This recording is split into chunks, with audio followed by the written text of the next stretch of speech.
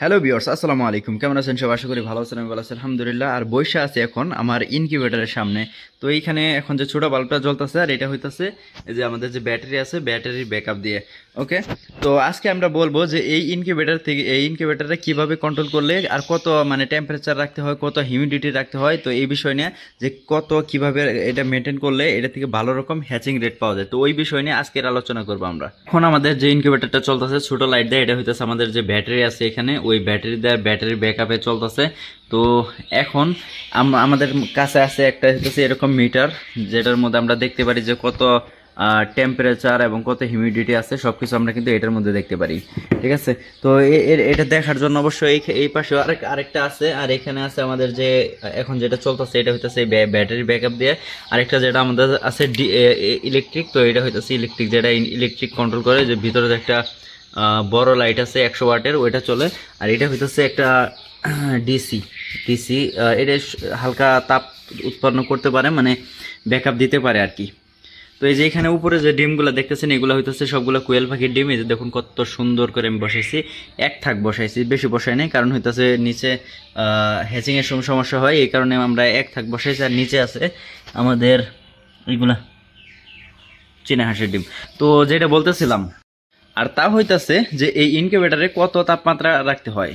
তো এই ইনকিউবেটর যখন আপনারা পরিচালনা করার আগে তো আপনাদের জানতে হবে যে এটা থেকে কত তাপমাত্রা, কত হিউমিডিটি এইগুলা রাখতে হয়, তারপরে কিন্তু ইনকিউবেটর পরিচালনা করতে হয়। তো আমি অনেক দিন যাবত ইনকিউবেটরের বাচ্চা ফুটাই, তো এই হিসাবে আমার একটা আইডিয়া আছে, মানে একটু অভিজ্ঞতা আছে। তো ওই বিষয় নিয়ে আজকের আলোচনা।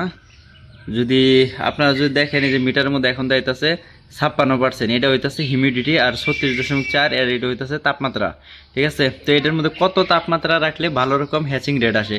তো এখন দেখতেছেন 36.3, এটা যখন 37.5 থাকবো সবসময়, মানে অলওয়েজ যখন এই যে ঢাকনা লাগানো থাকে এটা, তখন কিন্তু এটা কিন্তু 37.5ই দেখাবো, তখন কিন্তু তাপমাত্রা ভিতরে বাইরে যাবে। আমি অনেকক্ষণ যাবত খুলে রাখছি, এই কারণে তাপমাত্রা কম। তো এখানে আমাদের তাপমাত্রা রাখতে হবে সবসময় 37.5 তাপমাত্রা রাখতে হবে। আর হিউমিডিটি, যে কোয়েল পাখির ডিমগুলো আছে, এই কোয়েল পাখির ডিমের জন্য আলাদা হিউমিডিটি রাখতে হয়, মানে ওই যে আপনার এইটার জন্য মানে আলাদা, এটার জন্য আলাদা। তো এটা কিভাবে আলাদা সেটা বলি।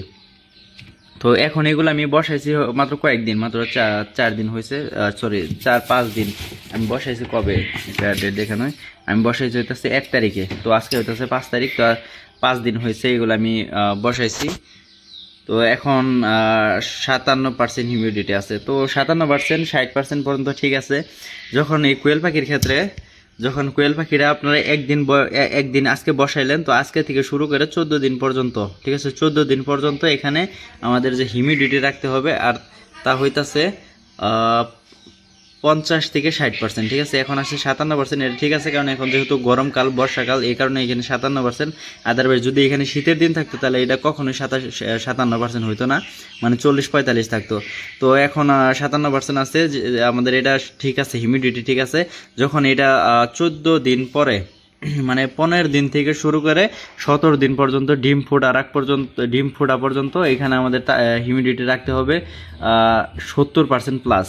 ঠিক আছে, এখানে 57 দেখাইতেছে, 70% প্লাস আমাদের এখানে হিউমিডিটি রাখতে হবে, তাহলে কিন্তু এখান থেকে ভালো রেটিং পাবো। তো এখানে একটা মাত্র বাটি বসাই না আছে, আর এই কারণে কিন্তু আমরা হিউমিডিটি পাইতেছি কত, 57%, 60%। যখন আমরা এখানে 2টা বাটি বসাই দেবো, 2টা অথবা 3টা, তখন কিন্তু হিউমিডিটিটা কিন্তু আরও কিন্তু অনেক বেশি হবে। তো আমাদের যখন এগুলা ডিম যখন হ্যাচিংয়ে দেওয়া দেই, মানে যে নিচে এই সার্ফেসে বিছাইয়ে দিই, তখন কিন্তু আমরা কিন্তু হিউমিডিটিটা কিন্তু বাড়ায় দিই। আর বাড়ানোর জন্য আমরা এরকম বাটি বাড়াই দিই, আমাদের কাছে এরকম বাটি পর্যাপ্ত পরিমাণ আছে। তো আপনাদের কাছে যদি থাকে তাহলে আপনারা হিউমিডিটি বাড়াবেন ওই বাটিতে পানি দিয়ে।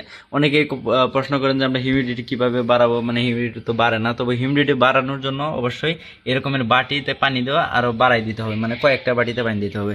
আরেকটা বলি, আর তা হইতাছে এখন হইতাছে এটা কত তাপমাত্রা রাখতে হয়। আর এখন তাপমাত্রা আছে কত, 35.8, মানে অনেক দ্রুত তাপমাত্রা নামতেছে, আমাদের এটা অবশ্যই বন্ধ করতে হবে, মানে ঢাকনাটা। তো এখন আছে 35.8, আর আমি এখানে রাখতে হবে 37.5। এই 37.5 আমরা কতদিন পর্যন্ত রাখবো? 37.5 আমরা রাখবো হইতাছে যতদিন পর্যন্ত এই ডিম থেকে বাচ্চা না ফুটে বের হয়। মানে ডিম থেকে বাচ্চা ফোটা পর্যন্ত সবসময় আমরা 37.5 আমরা মেনটেন রাখার চেষ্টা করব।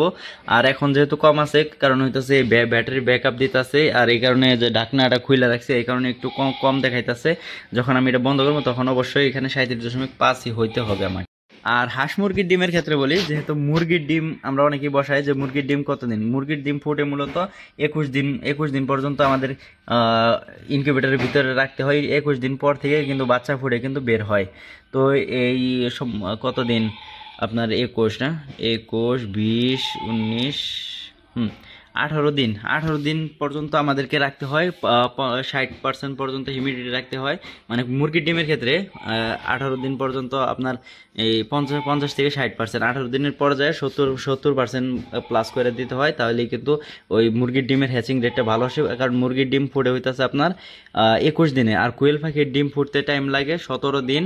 আর এই যে হাঁসের ডিম যে বসাইছি, চীনা হাঁসের ডিম, এগুলা ফুটতে আমার সময় লাগবে 30 দিন প্লাস।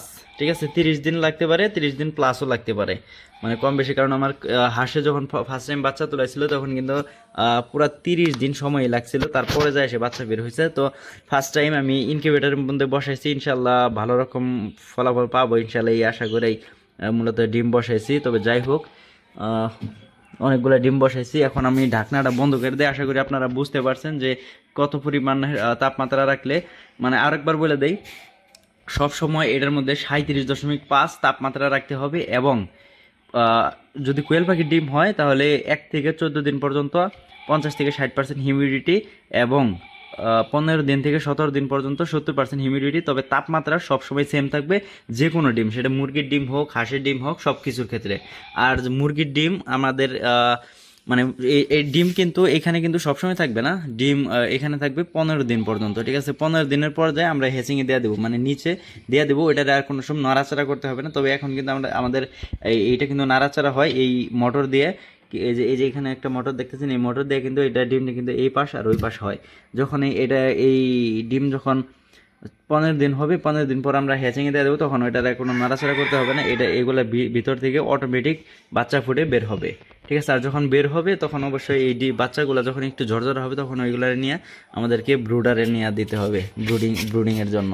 কারণ এখানে সবসময় রাখা যাবে না, কারণ এখানে রাখলে তো আর খাদ্য খাইতে পারবে না। ঠিক আছে, আর যে মুরগির ডিমের ক্ষেত্রে আপনারা মানে 3 দিন আগে, ঠিক আছে, মানে মুরগির ডিম ফোড়ার 3 দিন আগে হ্যাচিংয়ে দিতে হয়। মানে 21 দিন লাগে, 3 দিন আগে হ্যাচিংয়ে দিতে হয়। আর ওই তিন দিন যে লাস্টের যে 3 দিন থাকবে, ওই 3 দিন কিন্তু হিউমিডিটি বাড়বে, আর তা হইতেছে 70% প্লাস। ঠিক আছে, সব ডিমের ক্ষেত্রে সেম। ওকে, তো এই ছিল আজকের ভিডিও। তো আশা করি আপনারা বুঝতে পারছেন যে কিভাবে ইনকিউবেটর কন্ট্রোল করতে হয় এবং কত হিউমিডিটি, কত তাপমাত্রা রাখলে ডিম থেকে ভালো রকম হ্যাচিং পাওয়া যায়। তো বুঝতে পারছেন আশা করি। তো আজকের ভিডিওটা এই পর্যন্ত। ভালো থাকবেন, সুস্থ থাকবেন, টাটা, বাই বাই, আল্লাহ হাফেজ। দেখা হবে নেক্সট ভিডিও থেকে। থ্যাংক ইউ সো মাচ, আল্লাহ হাফেজ।